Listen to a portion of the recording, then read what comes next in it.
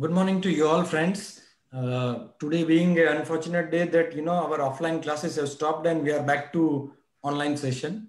You know all about how the corona is going on, and it has led to a lot of toll.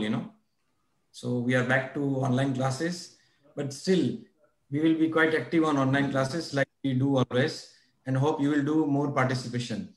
Now, today being a very important session, I would like to introduce my one of the guru in Cadila Pharmaceutical after Dr. Modi, Mr. B.V. Suresh sir. I have learned a lot from him, and you will be fortunate enough to learn a lot from him and get some glimpses also. He has been there to guide us at Director Secretariat. He has been mentor to a lot of us. He's a very versatile personality who has moved to a lot of countries, has done a lot of dealings. He's the one who has started Forex business in Cadila and take it to the next level. He's through and throughout a management personality and a very go-getter. So I will not wasting the time because it is quite precious time for us to listen every drop of Mr. Suresh. Oh my God. To Thank you, Abhinan sir, for setting this. My guru. Yeah. Thank you so much, sir, for setting the fantastic context of this webinar. And over to Pradeep, sir, for his opening remarks. Thank you so much, everyone, for this. And good morning, Suresh sir. Good morning, Dr. Amish. Good morning, Dr. Bharti. Good morning, Abhinanji. Good morning, Dr. Namrata. Good morning, Dr. Bhavish and Miss Neha. So, I have been instrumental in bringing a lot of legends of the pharma industry to the Indrishiv University. So I was kept on doing this thing from I think from September we are doing it. Almost 6 months have been passed now. So we brought CEOs to the table. We brought presidents to the table. We brought vice president to the table. But then there's something which is prize the catch, which everyone was looking for. So this was the occasion I think everyone eagerly waiting for. I was prompted many times, sir, but I don't know, sir. Let me be very honest with you. मैं आपसे डर रहा था sir मिलने के लिए तो सबने बोला कि आप क्यों कांटेक्ट नहीं करते हो, तो अभिनंदन सर मैं खोल देता हूँ सीक्रेट उसमें कुछ। मैं सर से डर रहा था बहुत कि कैसे अप्रोच करूंगा, मैं जानता नहीं था कि क्या है सर और कैसे मतलब क्या, but to my surprise sir was मतलब इट वाज जो मैंने सोचा था एब्सोल्युटली अपोजिट ऑफ दिस। तो इतने अंदर से सॉफ्ट है सर, इतने मतलब ही इन द फर्स्ट मीटिंग ही opened his heart and that made me कि हम जो सोचते हैं किसी के बारे में वो कितना मतलब हमारे खुद के परसेप्शन, हमारी जो खुद की स्क्रीन्स होती है वो कुछ और होती है और एक्चुअली कोई होता है। सर मैंने कभी सोचा नहीं था कि मतलब आपसे इतना अच्छा हमारा इंटरेक्शन होगा या इतना आपने हमको इतना कंफर्ट कर दिया। तो मैं समझ सकता हूँ कि कैडिला की सीक्रेट क्या है, कैडिला का सीक्रेट सक्सेस क्या है और लीडरशिप क्या होती है। वो पढ़ाने या समझाने लिखाने की जरूरत नहीं है, आपने छोटे से इंटरेक्शन में उसके बाद जितने भी हमारे इंटरेक्शन हुए सर, सो आज मेरे को उतना मतलब उतना क्या बिल्कुल भी भय नहीं है। जब भी मैं आपसे बात करता हूँ तो एक मतलब मैं कॉन्फिडेंस से बात कर सकता हूँ। इतना साल इंडस्ट्री में 22 साल निकालने के बाद भी वो था मेरे अंदर, लेकिन बट आपने बहुत अच्छे से सर किया। So now I am very much excited. आज मेरा एक ट्रेनिंग प्रोग्राम है, मैंने किसी को असाइन किया हुआ है। सो मैं फुल्ली डेडिकेटेड होकर सुनने वाला हूँ सर। सो आपके बारे में बहुत सुना है सर यहाँ पे कैडिला में। So I will not take much time of yours, personally I am very much excited. Over to doctor Namrata again. Thank you Pradeep sir. एक तो आपका ऑनेस्ट एडमिशन, आई थिंक हमारे स्टूडेंट्स जो भी देख रहे हैं कि कैसा हमारा इतना ट्रांसपेरेंट कल्चर भी है, that also is getting reflected through this conversation also. Now quickly I invite Darshana Mushini. She is one of our students of BSc Bioscience for the official introduction of Suresh sir. A very good morning to one and all present here. I am Darshana Mushini and I am from BSc Bioscience second year. Today, it's a great pleasure for me to have the opportunity to introduce our keynote speaker, Mr. B.V. Suresh. Sir is a qualified chartered accountant with a master's degree in management studies. With over 35 years of experience in building organization and streamlining operation in different industries, Sir brings immense experience in leadership to Cadila Pharmaceuticals Limited. Currently, Sir is serving as the President of External Relations at Cadila Pharmaceutical Limited. He is responsible for banking relationships, internal audit, compliance and risk management, insurance and corporate social responsibility, that is CSR activities of the group. And in today's session, Sir will be discussing about an interesting topic, that is how to reclaim our time and live a happy life. On a final note, we are grateful for his presence among us today for our Turning Point session. And with this, I would like to welcome B.V. Suresh Sir to give his talk and share his notable perspective. Thank you, Darshana. Sir, it's time now that the spotlight shifts to you, and we all are looking forward for your interest, sir. Thank you, one and all. Thank you, Darshana, for a good introduction. Really, things that you have all spoken thus far, especially Pradeep and Abhinand. Because especially Abhinand, he has worked with me for so long, so he is always generous with his words. But it's true. Cadila, genuinely, is a great place to work. And Dr. Modi's father, our founder chairman, set the context and the environment, conducive environment for what it is today. And Dr. Modi has just taken it forward in a very eminent way. So Cadila is actually an open culture.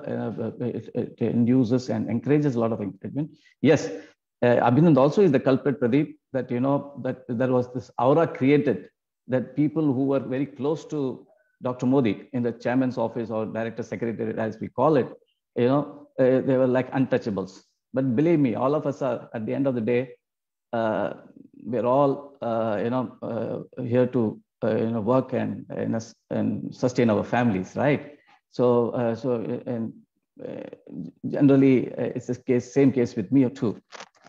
And as I was telling before we gone live, that it is after 30 plus years that I am addressing an audience of this kind. I used to be very regular in the college campuses. I used to be visiting faculty in my alma mater, Jamnalal Bajaj, and also in many of these management schools in Mumbai, Sidnam, Somayas, SP Jain. I used to do a lot of things when I used to be in Mumbai. But since the time I came to Ahmedabad, I'm a Cadila veteran, by the way. It's my 25th year running. I joined November '96, and it's my 25th year in Cadila. So that way, I can say with a lot of authority and competence that Cadila is a great place to work for us, and it's built a lot of people like me. Though I had a very good, I would say, I had a blessed career before joining. I'm not a pharma man. I was actually the wrong man in a pharma company. Though 25 years of serving Cadila in various capacities, I can now safely say I'm a pharma man. Otherwise, by background and training and work experience before joining Cadila 25 years back, I was an investment banker. Basically, Abhinand also comes from the same background. We are bankers basically, especially in the investment banking side and financial services. So most of my early work experience has been in either banking or financial services. Yeah? And so, I was wondering what I should speak, for so many years, I'm speaking to an audience of this kind. So I was wondering what I should speak. And then I stumbled onto this topic, and it is a carefully chosen and deliberately chosen topic, how to reclaim your time and live a happier life. And to set it in context, I have a clipping. It is a longish clip of 16 minutes. I would want the IT team to sort of play it. Basically, it's a conversation with Simon Sinek. He's a well-known British-American author of many books, and more importantly, is an inspirational speaker. And when you hear through this video clip, you'll realize what I'm saying. Excellent. He puts this topic in context for me, and he's one of my fans, though he's much younger to me, but, since the time I sort of got hooked on to his TED Talks and his, other YouTube videos, I always, wherever he has spoken on a lot of topics and a lot of things, but this is very relevant to the audience today, which is listening to this conversation, talks about millennials and what they're going through. So without wasting time, let me request the IT team to play this video, and then I will dovetail with why I played this.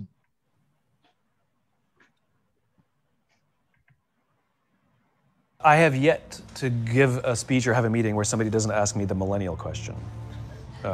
What's the millennial question? Apparently, millennials as a generation, which is a group of people who were born approximately 1984 and after, are tough to manage. And they're accused of being entitled and narcissistic, self-interested, unfocused, lazy. But entitled is the big one. And because they confound leadership so much, what's happening is leaders are asking the millennials, what do you want? And millennials are saying, we want to work in a place with purpose, love that. We want to make an impact, whatever that means. We want free food and beanbags. And so somebody articulates some sort of purpose, there's lots of free food and there's beanbags, and yet for some reason, they're still not happy. And that's because they're missing, there's a missing piece. What I've learned is that I can break it down into 4 pieces, right? There are four things, 4 characteristics. One is parenting, the other one is technology, the third is impatience, and the fourth is environment. The generation that we call the millennials, too many of them grew up subject to, not my words, failed parenting strategies, where, for example, they were told that they were special all the time. They were told that they could have anything they want in life, just because they want it. Some of them got into honors classes, not because they deserved it, but because their parents complained. And some of them got A's, not because they earned them, but because the teachers didn't want to deal with the parents. Some kids got participation medals. You got a medal for coming in last, right? Which the science we know is pretty clear, which is it devalues the medal and the reward for those who actually work hard. And it actually makes the person who comes in last feel embarrassed because they know they didn't deserve it. So it actually makes them feel worse, right? So you take this group of people and they graduate school and they get a job and they're thrust into the real world, and in an instant they find out they're not special, their moms can't get them a promotion, that you get nothing for coming in last, and by the way, you can't just have it because you want it. And in an instant, their entire self-image is shattered. And so you have an entire generation that's growing up with lower self-esteem than previous generations. The other problem, to compound it, is we're growing up in a Facebook, Instagram world. In other words, we're good at putting filters on things. We're good at showing people that life is amazing even though I'm depressed. And so everybody sounds tough, and everybody sounds like they got it all figured out. And the reality is there's very little toughness, and most people don't have it figured out. And so when the more senior people say, well, what should we do? They sound like, this is what you gotta do. And they have no clue. Right? So you have an entire generation growing up with lower self-esteem than previous generations, right? Through no fault of their own. Through no fault of their own, right? They were dealt a bad hand. Now let's add in technology. We know that engagement with social media and our cell phones releases a chemical called dopamine. That's why when you get a text, it feels good, right? So, we've all had it where you're feeling a little bit down or feeling a bit lonely, and so you send out 10 texts to 10 friends, hi, hi, hi, hi, hi, because it feels good when you get a response. It's why we count the likes, it's why we go back 10 times to see if my Instagram is growing slower, did I do something wrong? Do they not like me anymore, right? The trauma for young kids to be unfriended, right? Because we know when you get a hit of dopamine, which feels good. It's why we like it, it's why we keep going back to it. Dopamine is the exact same chemical that makes us feel good when we smoke, when we drink, and when we gamble. In other words, it's highly, highly addictive, right? We have age restrictions on smoking, gambling, and alcohol, and we have no age restrictions on social media and cell phones, which is the equivalent of opening up the liquor cabinet and saying to our teenagers, hey, by the way, this adolescence thing, if it gets you down. But that's basically what's happening. That's basically what's happening, right? That's basically what happened. You have an entire generation that has access to an addictive, numbing chemical called dopamine through social media and cell phones as they're going through the high stress of adolescence. Why is this important?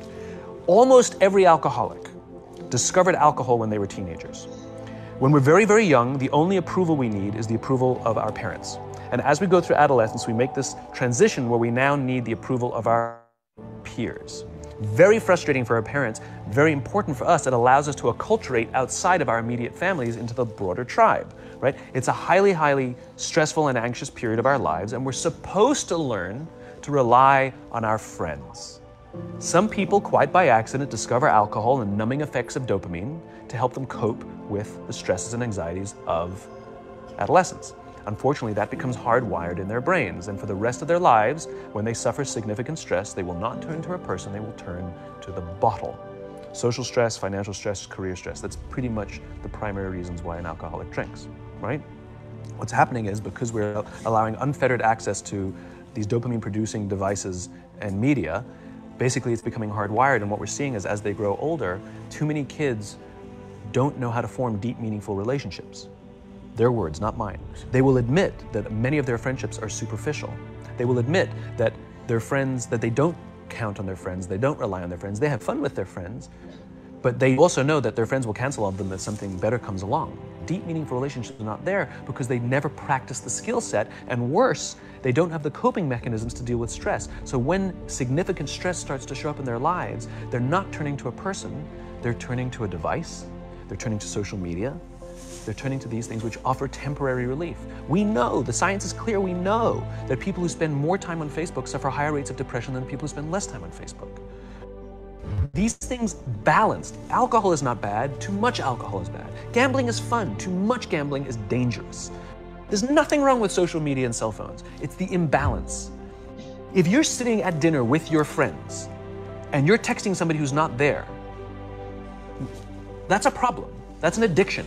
If you're sitting in a meeting with people you're supposed to be listening to and speaking, and you put your phone on the table, face up or face down, I don't care, that sends a subconscious message to the room that you're just not that important to me right now, right?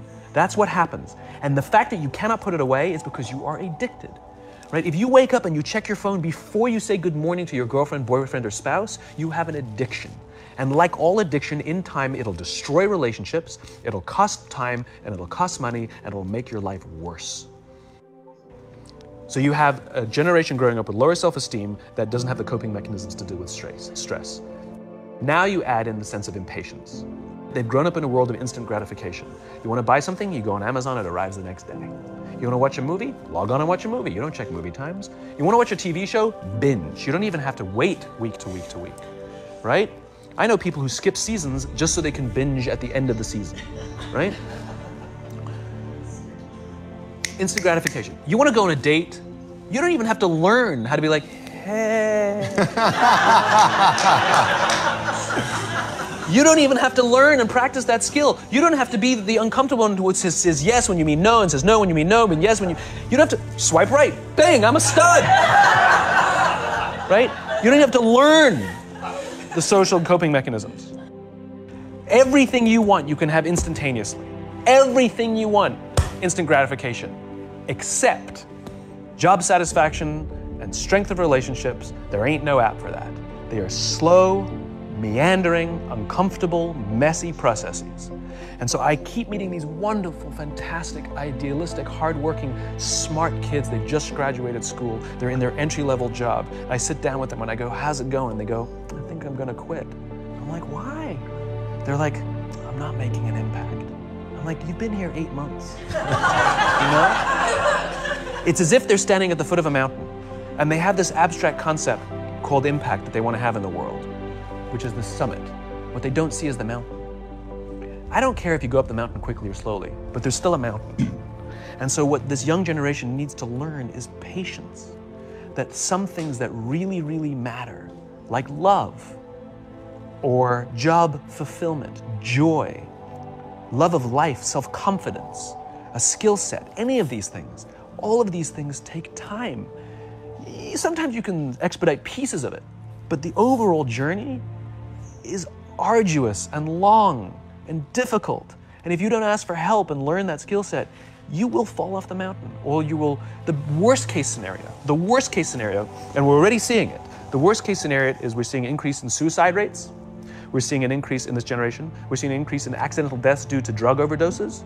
We're seeing more and more kids drop out of school or take leaves of absence due to depression. Unheard of. This is really bad. The best case scenario, those are all bad cases, right? The best case scenario is you'll have an entire population growing up and going through life and just never really finding joy.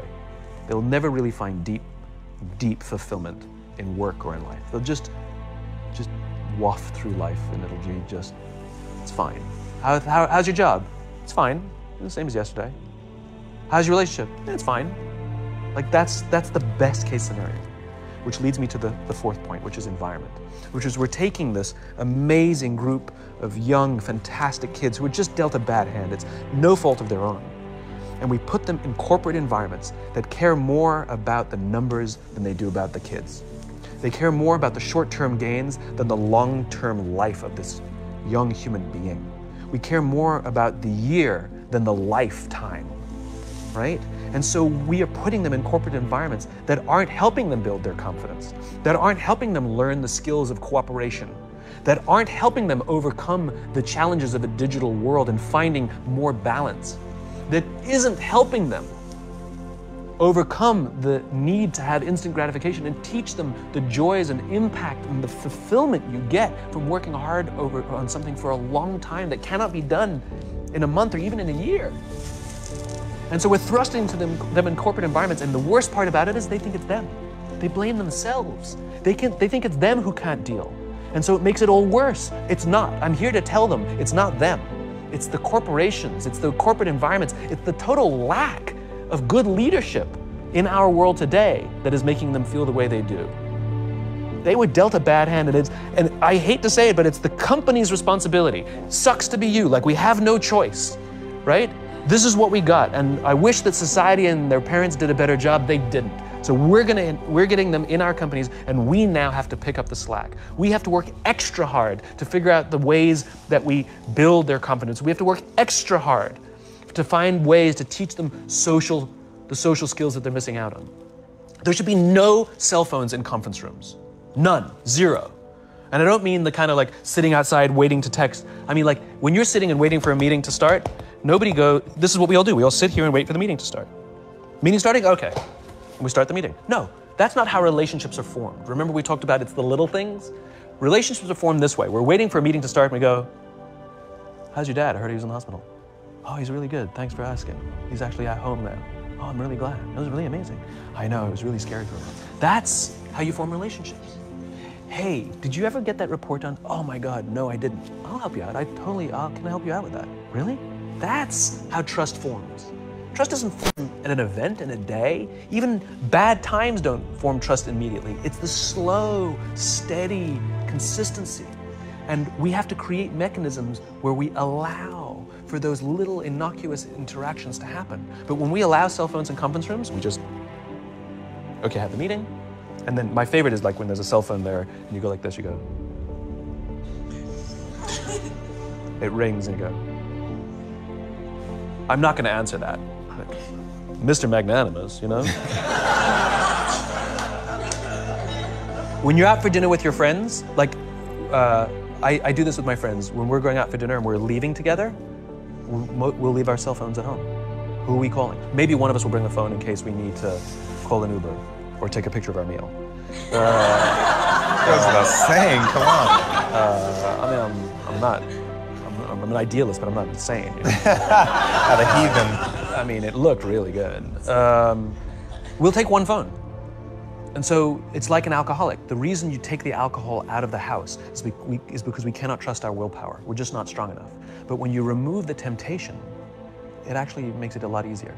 And so when you just say, don't check your phone, people literally will go like this. And somebody will go to the bathroom, and what's the first thing we do? Because I wouldn't want to look around the restaurant for a minute and a half. But if you don't have the phone, you just kind of enjoy the world. And that's where ideas happen. The constant engagement is not where you have innovation and ideas. Ideas happen when our minds wander and we go, and you see something, I bet they could do that. That's called innovation, right? But we're taking away all those little moments, right? You should not, and none of us should charge our phones by our beds. We should be charging our phones in the living rooms. right? Remove the temptation. You wake up in the middle of the night because you can't sleep, you won't check your phone, which makes it worse. But if it's in the living room, it's relaxed, it's fine. But it's my alarm clock. Buy an alarm clock. They cost $8, right? I'll buy you an alarm clock.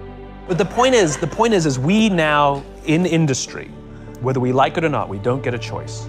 We now have a responsibility to make up the shortfall and to help this amazing, idealistic, fantastic generation build their confidence, learn patience, learn the social skills, find a better balance between life and technology. Because, quite frankly, it's the right thing to do.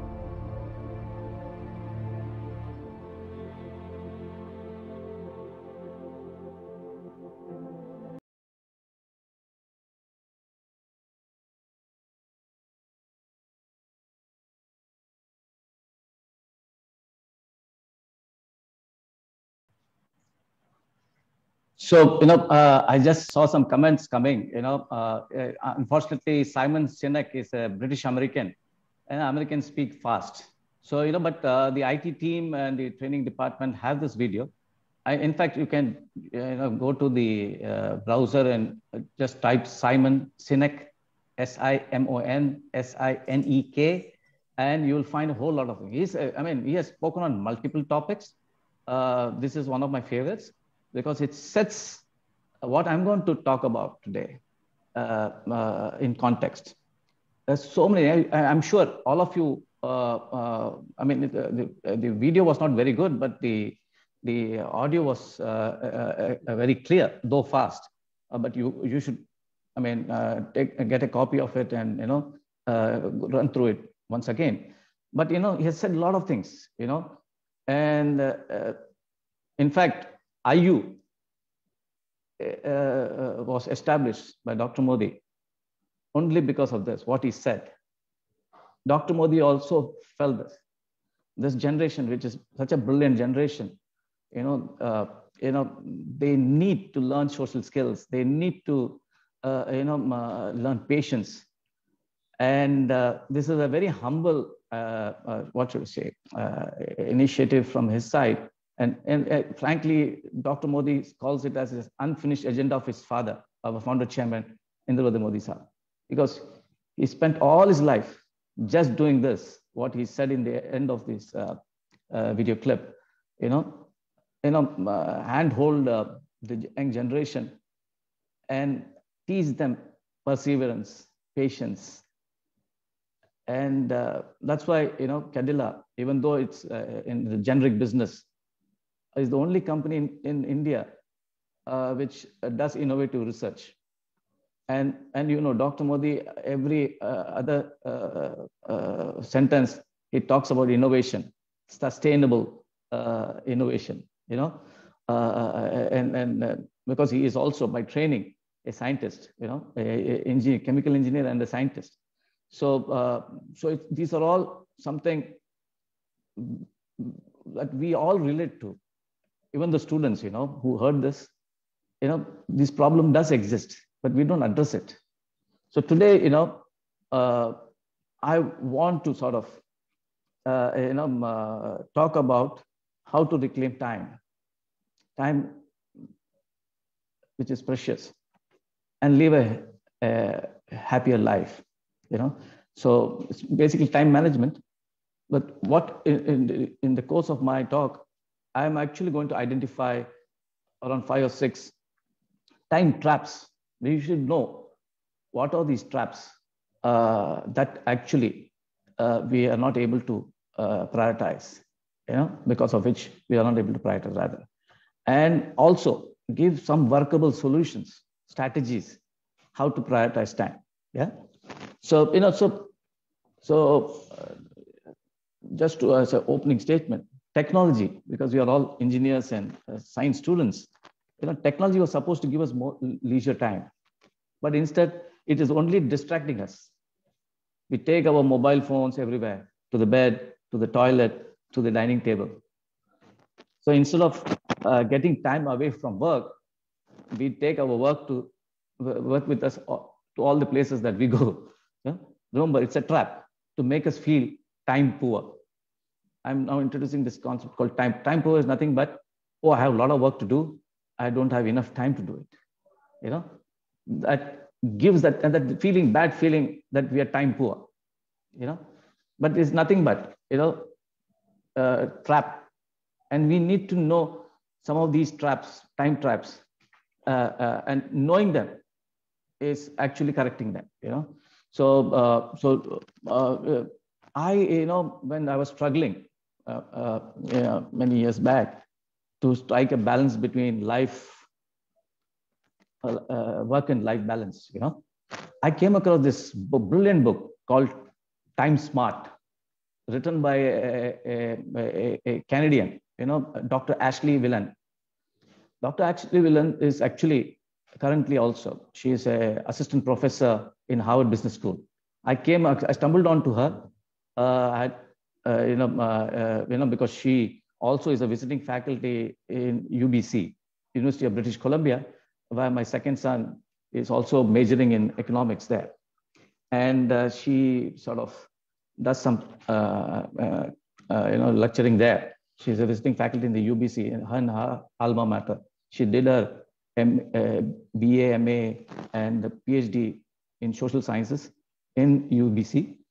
But currently she's teaching in, she's recognized, in fact, Harvard Business School as, between 2014 and 2018, have been awarding as the smartest researcher in social sciences, and awarded her a lot of accolades, But, she, this book, one should read. It is available in Amazon. I will also try to get a few copies and send it to the library. You should read. My today's talk is all about, because I was so influenced by her. I have listened to so much of her TED Talks that, I'm going to totally rely on some of the things that she has said in this book. In fact, she's the only one who has given us strategies to help us prioritize our time so that it makes our life happier. Yeah. So let me now start identifying what are these time traps. Yeah. Trap one, technology itself, mobile phones, iPads. Constantly, these interrupt us. In the process, it fragments our time. We get distracted, while we are at a very important task or doing something useful, or that's something useful for us. And then we get a notification and we get distracted. So technology itself is supposed to be actually easing our lives or increasing our leisure time, but it distracts also, because constantly we carry our devices around and it distracts us. So the trap number one is technology. Trap number two is money focus or work focus. You always tell yourself, I will work hard now so I can afford more leisure time for a later date. But we all know that later date never comes. We just keep ourselves busy, and the time gone by is lost. It is never recovered. Yeah. So it never comes. So the third trap is undervaluing the time itself.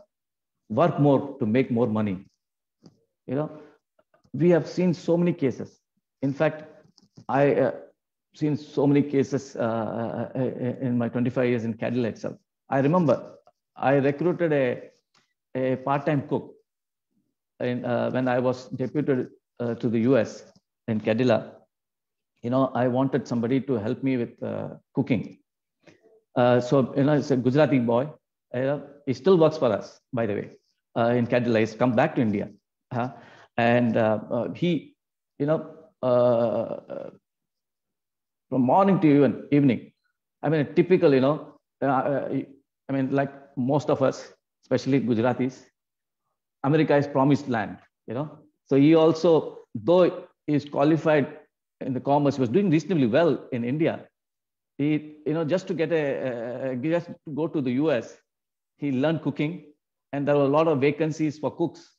So he went on a work visa as a cook. though he was not happy, obviously, he was actually working in a bank or a travel agency when he left India. You know, why I'm talking about this guy. He was working from morning 5:15 till night 11 p.m., you know, basically 11 p.m. He had 5 jobs. In fact, he was earning 3 times the salary that I was drawing in the US. You know, morning he will get up, 5:15 to 7:15, he would do a morning session with McDonald's. Then he will go to for 2 hours in a Trader Joe, which is a green grocery retailer. There he will do stacking of vegetables. Then he would come to my place, cook something for us. And then he would go back for an afternoon session in McDonald's again. And then later in the evening, he would, from 7 o'clock till 11 p.m., he would do, he used to work for Papa John's, basically pizza delivery. What is the use, making money? There is no time to enjoy it, right? So that's why, we undervalue time. Work more, make more money. That is it continues to be the preoccupation even in this generation, So, so that is another trap that we should be alert to or be aware of. The fourth trap that I identify is that of being busy.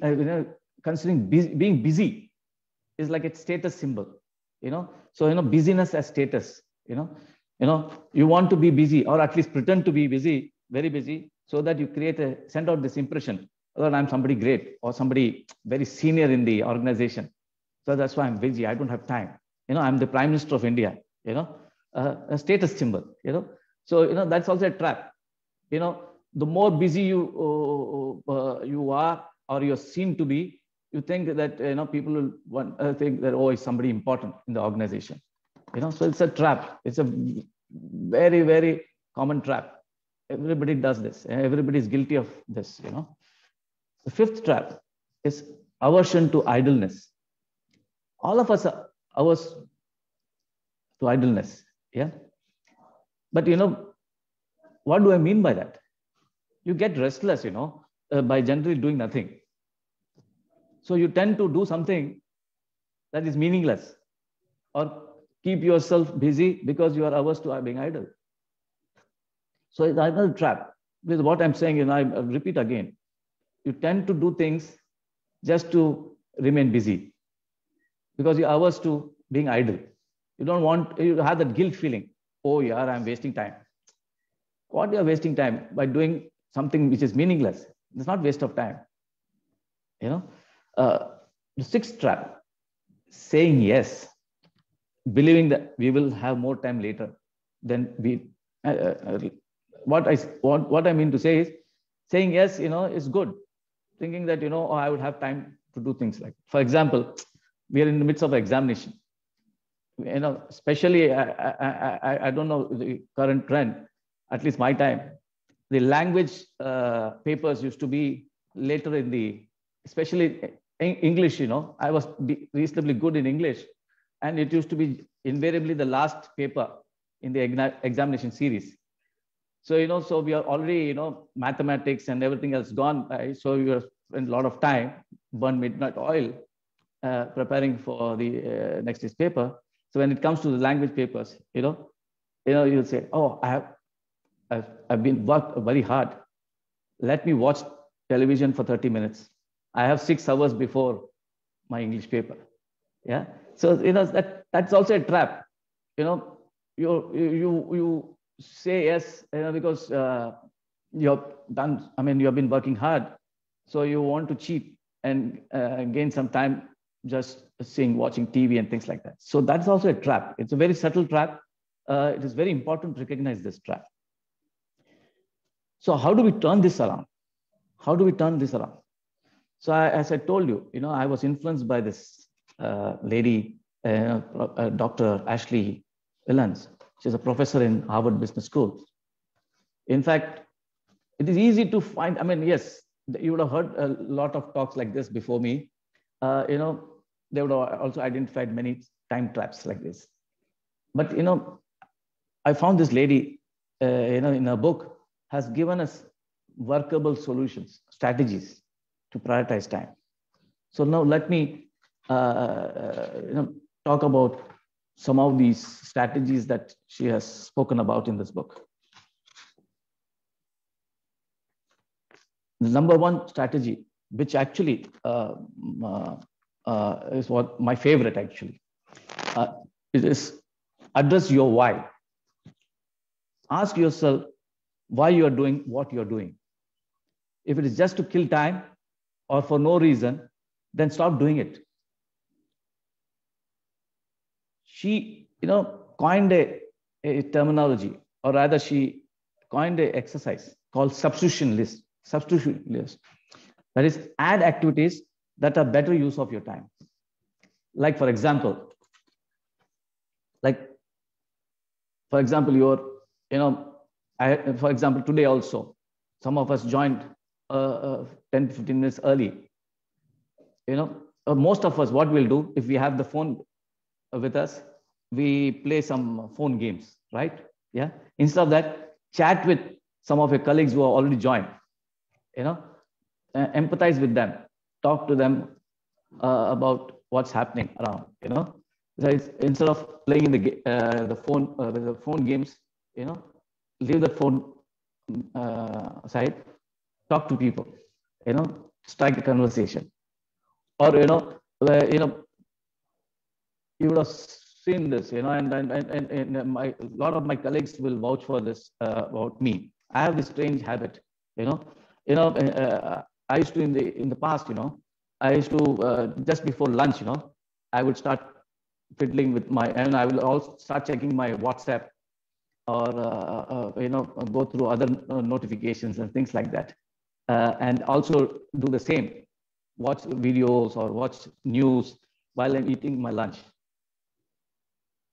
Instead, what you should do is maybe 15 minutes before lunch, take a walk. It's good for your health and it's also good for digestion. And do nothing after that. I mean, you're fit and you're not drowsy, you're back to your work. So these things are very important. You should have a substitution list. That is, ask why you're doing what you're doing, whether it makes sense or not, whether it's important for you or not, and substitute those unimportant ones with important activities or things that would help you relax. So that is what developing substitution list. It can be written list. A lot of engineers would, especially my boss, Dr. Modi, he would write down. He would write down what he wants to do today. And believe me, that's true. I mean, it's not a cliched statement. He would have in his office, physical office, he would have a lot of notebooks for different subjects or different departments, what he needs to do today in a particular department or a function. Or else nowadays he puts it in his iPad or mobile phone. To-do list, what we call the to-do list. I call it substitution list. I consciously substitute what is not necessary for me or what is not a priority for me, what is not important for me, with a list of activities that are important for me. So that is one strategy that we should use to prioritize time. Allow for slack time. That is, go slow. While you want to substitute in time affluent activities, you don't want to pack your schedule with a lot of activities, busyness. It's important to have slack time. Slack time spontaneously encourages thinking, it improves your efficiency. And, you take time, you sit back and see people, what they're doing. That helps you to observe, keenly observe. It also brings in a lot of creative ideas, new opportunities. When you talk to people, when you relax and see what people are doing, that's possible only when you have not jam-packed your schedule. You release time. I mean, don't feel guilty about packing everything, every minute of the day. Provide for or schedule some slack times in consciously doing that. Yeah? The third strategy is know your calendar mindset. Very important. We should know our calendar mindset. What I mean by calendar mindset. In fact, Dr. Ashley has identified two types of people: clock time people and event time people. Clock time people don't move to new activities because it feels right. They do it because it is right time to do it. I repeat again, clock time people don't move to new activity because it feels right. They do it because it's the right time to do it. On the other hand, event time people allow events to shape their schedule. That you walk into office, observe, go to the tea dispenser or coffee dispenser, take it and see what people are talking. And accordingly, you schedule your events. Instead of coming from home itself, on the way itself, you plan, oh, I'm going to do this. That is the clock time set of people, But event time people, they're more leisurely. They provide for time for the right things, the right priorities. So identify. So know your calendar mindset. Okay? The fourth strategy that I want to sort of talk about is create intentions. What I mean by that? Be intentional about what you spend your time with, specific action statements, Be very intentional about what you want to spend your time for, I will use my commute time. There is say you like reading, you like to read books. Make an intentional mental statement. When I'm traveling, for example, I do that. In fact, our HR head, is no more with us. Dr. Sunil Singh, who was around a year back, he was our head of HR. He is to do that. And on my birthday, last birthday, he gifted me a book. And, I realized that book was interesting, but I was not able to, neither during the office hour nor after going home, I was able to read it. So I kept it in the car. Because I like reading books. And that set me 1 year back, because I've read most of my books since then, only in the car. So it was an intentional mind statement that I will use my commute time to listen or read to a book or listen to an audiobook, So create intentions, another strategy to prioritize time. Fifth is one of the best that we all can relate and understand very well. Implement a rewards and punishment scheme, If your time goals are going well, reward yourself. Reward yourself by, spending a few hours watching One Day International. If all your time goals for the day was met, in the evening, maybe that is the time that you would want to do some exercise. But reward yourself. We can skip one day's exercise. Watch the cricket match that is on the TV. At the same time, if you are not, then punish yourself. In fact, there are a lot of apps. In the Western world, especially in the US, there are a lot of apps. I don't know whether you have come across an app called BeMinder, B-E-E Minder, M-I-N-D-E-R. This is an app. What it does is, if you don't meet your time goals, it takes $5 from your credit card. It is linked to your credit card.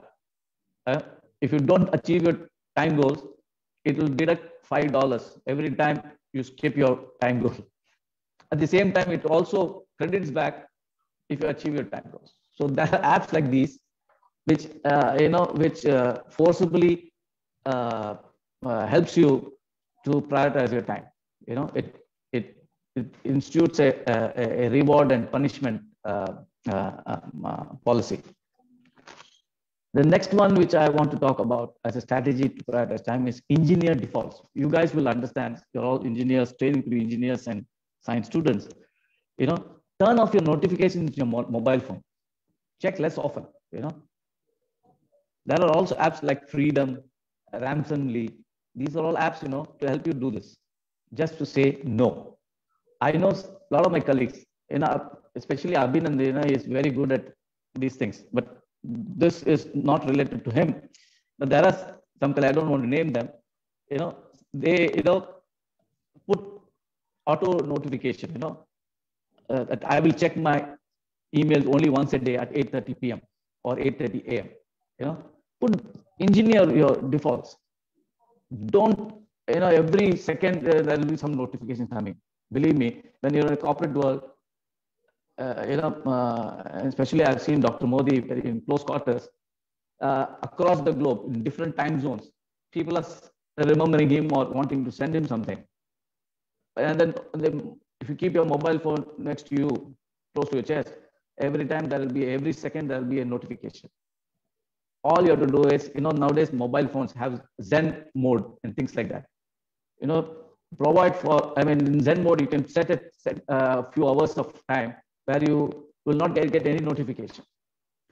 But set defaults like that I will check only at 8:30 a.m. in the morning, or maybe if you're early riser, maybe 7 a.m. in the morning, that kind of thing. And then, don't bother. Nothing is so important that that's again another trap, that we should hear. That's what is my next one. Recognize and fight emergencies, urgencies. When faced with important tasks, what we do is we sometimes procrastinate and work on simpler tasks or less important tasks. Yes, we do that, right? That is, when we are faced with multiple tasks, important tasks, we choose the simplest of it, and say to us, oh, that was also important, but without realizing that this you could have delegated to somebody else, or you could have done it later on. Maybe there was something more important that should have been prioritized in that. So recognize this trap of urgency, that I have to do this immediately. When you have set of important tasks, start with those which are the most important or the most difficult. Don't beeline to a task which is simple or which is unimportant. If those tasks can always be delegated to somebody else. There are so many people in the ecosystem, right? At home as well as in the office environment, work environment. There'll be a lot of tasks which you can delegate. Do that. Yeah. And the last one which I want to talk about is strategy. Is it has worked. It took me time, but it worked for me. Make leisure leisurely. Are you actually enjoying the leisure time you are created? In the past, I know a very senior colleague, Abhinan also, Mr. Choksi, I'm talking about Abhinan. What I mean by make leisurely is a fantastic case study example. He hardly takes holidays, vacations. Very recently, I got to know post-retirement. Mr. Choksi is retired. He's a very senior man. He's Bhishma Pita of Cadila. We call him Bhishma Pita of Cadila. Is in his early 70s, but he's still active. Very important person for Cadila Group. Yeah. But he finds it very difficult, even of post-retirement, finds it difficult to take holidays. Such people, they were worried about how much it costs, how much the vacation costs. His daughter, forced him to and conned him to joining her for a vacation in, I think it was Thailand, or I'm not sure, one of the foreign lands, Far East. And he was more worried about how much the vacation costs. Instead of enjoying the vacation, the beaches of Thailand, it was there. So, it's very important. Whenever we have leisure, not just vacation, any leisure time, make it leisurely. Enjoy it. Enjoy the moment. If you do that, we see a whole lot of things that we otherwise would miss out. A lot of opportunity opens up, a lot of ideas opens up. When you take your leisure time, which is scheduled leisurely, So these were some of the things that and then, very recently actually, because I had this habit, because I'm a management school graduate. We are all, we during our business school tenure, we do a lot of case studies and all. So we rely heavily on Harvard Business School journals. Harvard Business School journals. So very recently, I continue to read these case studies. There was a research paper, especially on students like yourselves, you know, and that experiment that was done on this graduating students, it very clearly threw out one thing: students who prioritize time were happier than those who prioritize money. I want an MNC job, and they get into MNC job just to be competitive. You know. For example, nobody is better than me. My only reason, because I was a chartered accountant already before I joined the business school. The only reason I took the MBA program was to get into Citibank. I wanted to get into MNC bank. Chartered accountant. Somebody told me, "Oh, as chartered accountant, you're number crunchers, you're back office boys, you're introverts. Yeah, you need to have social skills. You need to, get into a business program, MBA program, so that you are more an extrovert. You have presentation skills. You develop your personalities. You become outward, and all those things." But most of us, want an MNC job because that peer group pressure. Everybody wants beelines for multinationals, right? Yeah. So those people who prioritize, but then there will be exception. In my batch also, I know for sure, especially I can talk about him because he's a famous personality now. Madhusudan Kela. He was till recently, 1 year back, just before the pandemic struck last year, Madhusudan Kela was Chief Investment Officer of Reliance Capital, Reliance Industry, I would say. I mean, Anil Ambani Group, yeah, Reliance Capital. He was sitting on 4 lakh crores of investable funds. The big shark. He was the prodigy of what's his name, Jhunjhunwala, Rakesh Jhunjhunwala, this famous stockbroker in the Bombay Stock Exchange. He was prodigy of that and had a brilliant career. It was. I mean, all of us when we were graduating, we all beeline for multinational jobs or jobs like what Madhusudan Kela. Madhusudan last year quit because he was so influenced by this Guruji, from, I'm not getting this, from Coimbatore, and then he gave up everything. He gave up everything. Today because he has a lot of money and everything else through his skills and through his hard efforts, is that he now only encourages entrepreneurship, startups. He works as a startup angel. It helps a lot of people, funds a lot of projects, a lot of social projects and things like that. So so again, that research said very clearly, students who prioritize time live happier life than people who prioritize money. Time is not money. Remember, time is not money. Money is time. And we all know we have only so much time, right? 24 hours a day. Yeah. So prioritize time. It's time to make time a priority before we run out of time. I'll say it once again. The famous punchline, there's our founder chairman used to say, it's time to make time priority before it runs out. Obviously, it will run out. Yeah. If what is gone is gone. So let me summarize. I don't want to talk much further. There are traps. We should identify traps. I've identified 5 or 6 of them. And then there are a whole lot of ways of prioritizing it. Strategies, as I call it. I've also talked about them, around 8 of them. Please also read this book called Time Smart by Dr. Ashley. Most of it, what I've talked about, is in that book. Also, listen to these Facebook or other YouTube clips of Simon Sinek. He has spoken on. He's an inspirational speaker. Actually, he's a famous author, but he is also well known as an inspirational speaker on many topics that you are struggling to find solutions or answers for. You'll find it very rewarding listening. I can say from my personal experience, it has been rewarding for me too.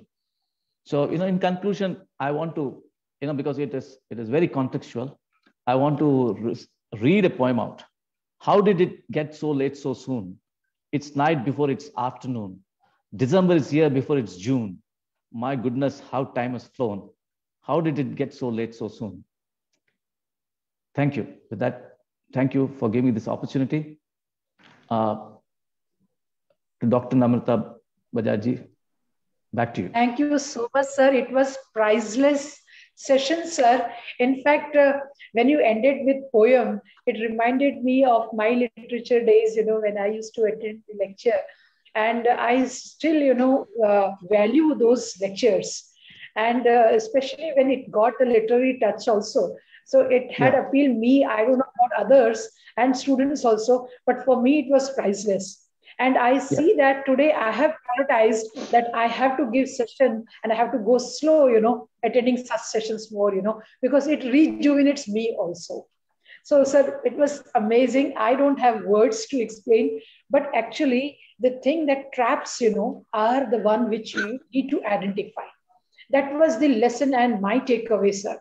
And often, that you have to think, what you are thinking. Perhaps that will lead you to these kind of things. So your thought consciousness, awareness of your thoughts, is very, very important. What you are thinking, perhaps. Only then we can connect with the speaker's consciousness. I think that is how. So the synchronization between the thought process of the speaker and mine, if it matches, perhaps, things will click and things will become easier for you to understand.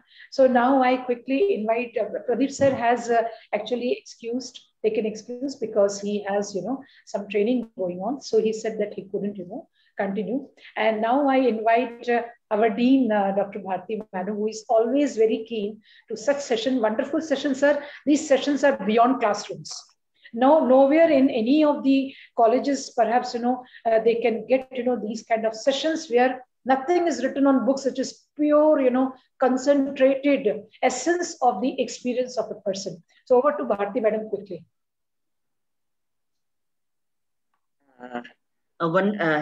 Am I audible, madam? Because there's network issue over here. Am I audible? Yeah. A wonderful session, sir. And just 2 days back, while we were talking, you would be delivering a talk this time. Abhinan Bhai rightly said you are his guru. And now I think all of us at IU should learn from you.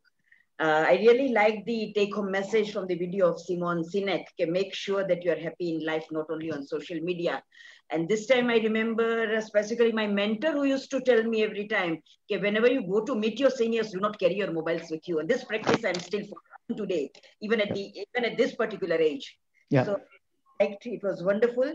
I also liked the motive, one new thing that you told us today. What was the one main objective behind establishing IU? It was Dr. Rajiv Modi's, you can say his vision to make the students socially happy. I would add further, while interacting with him for about 2 to 2.5 years, he also wants to make the students academically happy too. This is now, whenever I give presentations on IU, I would be quoting what you say today. The traps that you said were really very good. We need to overcome all these traps. And the last thing, the strategy that you told us was how to make leisurely was wonderful. Yeah, we never think of it. But it's really, we should follow this. Thank you very much, sir. We hope to interact. Thank you, madam. Sir, I really, have come across this word, zero technical hours. So certainly we have to look for, not while we are going to bed, but it should be before, this, work hours that we should have zero technical hours. Over to Amit, sir, for his reflection. Thank you, madam. And thanks a lot, Suresh sir, for a wonderful session. In fact, I learned a lot from your session, like especially the video parenting technology patience. And I always ask my students and my colleagues every time that, you must have listening skill. Very important. If you have the listening skill, better listening skill, 50% of your problem will solve automatically. If you fall under the argument, you will not be able to solve the problems. So, Sadhguru is sometimes saying, someone is asking that how you deal with, foolish people. Then he said, don't argue with them. Then that person asks again that, suppose he is saying that this is the day, this is the night, what will you do? I agree, Sadhguru replied. So immediately that fellow said, okay, sir, you are right. So the best way to deal with, either counsel, either convince, if not possible, ignore. So go with your strategy, go with your plan, have a listening skill, try to understand that person. That is the best way. And second part, what you said very rightly about the, in that video also said technology. Technology is a boon to us, at the same time it is a curse for us. Both the ways. How we take it, that is up to us. How we use it, that is up to us. And that makes a lots of difference. Yeah. And one suggestion to all the guys over here, that you must, based on your talk regarding this, how to reclaim your time and live a happy life. If you want to live a happy life, reclaiming your time, you must have a smart goals in your life. Your goals must be smart, measurable, achievable. It must be realistic. Yes. If you live in the imagination, you will not get the goals. Yes. You can't get it. And if you can't get it, it will be resulted into the over expectation. Over expectations are always resulted into the depression. So if you want to come out of the depression, don't go for the over expectation. And if you don't go for the over expectation, you have to have a realistic, measurable, achievable targets only. So do plan well for that. So I learned a lot from this session, and Abhinand sir was very right what he was saying before starting of this session. So thank you, Guruji. My pleasure, sir. My pleasure. Yeah, I've still not attained that status of Guruji, but yes, eventually, that is my post-retirement goal. Go back to teaching. I don't like this. I've not yet got used to online sessions like this. I prefer to be in front of an audience, especially students' audience. I enjoy that. I thrive. Though, my oration is not any great, but, spontaneously it comes out, it doesn't matter. As long as you communicate what you want to communicate, it doesn't matter how it comes out. But, it becomes very impersonal when it is online. I'm just waiting eagerly when we are out of this pandemic situation, and then we are able to interact more face to face, and my secret, post-retirement goals are to go back to teaching. I used to do 30 plus years back. I used to enjoy those, but somehow, my career took me in different directions. No regrets. Enjoyed every bit of it, but post-retirement goals are to go back to, if not teaching, at least talks.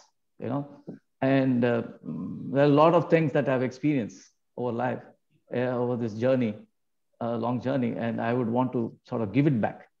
Because today's generation requires that hand-holding. As Simon Sinek said, it is not their fault. It is a time in which they have grown, or so the parents themselves didn't have the right ecosystem. But I had this privilege of having a brilliant ecosystem, my parents, my teachers. In fact, I wanted to tell Dr. Bajaj, my class teacher from primary section till around 10th standard was the same teacher. Her name also was Bajaj. She was also Dr. Bajaj. In fact, and I'm a Tamilian. Language Hindi. It's a weakness, or it's actually, but she used to provoke me, and then I used to come back in this primary section. I used to come back home crying, saying that Bajaj teacher said, "Arey, तेरा राष्ट्रीय भाषा है, तू उसको ठीक से बोल भी नहीं सकता है." I took, and I had 3 sisters elder to me. They were all very good academically and very good in Hindi also. I made it my goal that before I passed 10th standard, I would top my class at least. And I did that. So, something that I used to struggle, reading Hindi text, to topping the class. And I studied in Kendriya Vidyalaya in Colaba, Bombay. Great. It's in the army cantonment. So most of the armed forces kids, they're all from the north, predominantly, at least in Bombay. And they were all very good Hindi speaking families. They come from very good Hindi. So I taught my class, and so so a teacher, her name also was Dr. Bajaj. And she was, believe me, she, when the 10th standard results came, she gave me an award. She thinks, Suresh, you proved your point. And she gave me a gift, which I even today cherish it, So it's like that, you need to have gurus or mentors, as you rightly said. You need to have mentors, anchors, basically, because we are all struggling for answers, especially this generation. They're so lonely, they're only on the Facebook or on the social media. And this pandemic has thrown out and brought out all those back to focus. They are fidgety, sitting at home, not able to go out, not able to, socialize. It's it's brought all these problems back to fore. It's very important, sir. Thank you. Thank you for this opportunity. Thank you, sir. Actually, what you said, for this generation, especially the compassion you have, that they feel they need, hand-holding, was actually touching. And I believe the students are listening to this. Compassion should be there. At the core, perhaps, this compassion is required. Yes, sir. There is one question, sir, before I invite Abhinand, sir, for the concluding remarks and by one of the students as vote of thanks. There is one question, I think it is posed by Dr. Arun Kumar. How to manage multiple tasks consistently without the loss of concentration? Perhaps you answered also in your address, said that prioritize rather than procrastinating that and delegating. That basically, that's what, that is, what I talked about is I'll tell you, I'll go back to, it was like, what I was saying, basically address why you're doing something. There are a lot of important things that you need to do, but address whether this is important for you. Can it be delegated to somebody? Yeah. So, so obviously in any situation, whether it is a college or school or office, there will be a lot of important tasks. But, there are a lot of people. It's not just one-man show anywhere. There are people who work around you. So, so if there are multiple tasks, see what is most important or what is most suited for you to do, and just delegate if it's not important or if it is not something that of your forte. Give it to somebody who can do it much better. Delegation. So yes, that's the only answer. Prioritization. I believe, Dr. Arun Kumar, you have been answered and satisfied with that. Yes, yes, that's nice. Thank you, Dr. I also give a lot of thanks to Suresh sir, and he's talking about the reclaim time and happy life automatically comes. Yeah. If you reclaim time, then happiness automatically comes, because time is just like a bank account. Exactly. And 86,400 seconds is the credited amount. Yes. Credited amount, and this is that amount which cannot be again, because you can create. It's lost hour. Once passed is lost. Yeah. You can create another dollars, but you can't create another day. Yeah. That's why it's a very nice talking, sir. And once we respect time, the strategy automatically we followed from the next. Yeah. Thank you, sir. Thank you, Dr. Who else can explain the account of time, sir, and that to a chartered accountant before us? And now we have Abhinand, sir, for his concluding remarks and vote of thanks to be tendered by one of our students. So over to Abhinand, sir. Yeah, first of all, thank you for giving such a nice talk to our students. It is quite imperative, for millennial generation to understand things. And based on his beanbag generation, I would like to give an example of a Gujju-based company in Boston, who is running a HubSpot. HubSpot is a $2 billion company. Yes. Visit their corporate office. I know him. And they have got beanbag culture. You can come anytime, but you have to complete your, everything is recorded. You can come in bicycle, you can take a shower, you can listen to music, but you can do the job. And that's how he has built it. And this is the only company which is called a culture code. If you go to their website, they have got a culture code for it. Yeah. So based on that, or other example which you can take it, I don't know whether Suresh sir will also agree to it. A Brazilian businessman who has written, Ricardo Bofill. So that is also one of the example where he was into a higher fire culture. The business went down, and then he turned it to that. Okay, let me be employer friendly. And all employees were given कि आपका room का colour भी जो है वो आप खुद choose करो, and then you work accordingly. So accordingly your dopamine level goes up, and then output is higher. And then the new generation has to learn these things, social skills, and move the ladder. Yes, yes. And right. Thank you to Suresh sir. Probably he will retire. He will write a book about Cadilla things and culture. He will be a billionaire. I will ask him 5% mera rakhna. I will enlist you to promote those books. Oh yeah, thank you.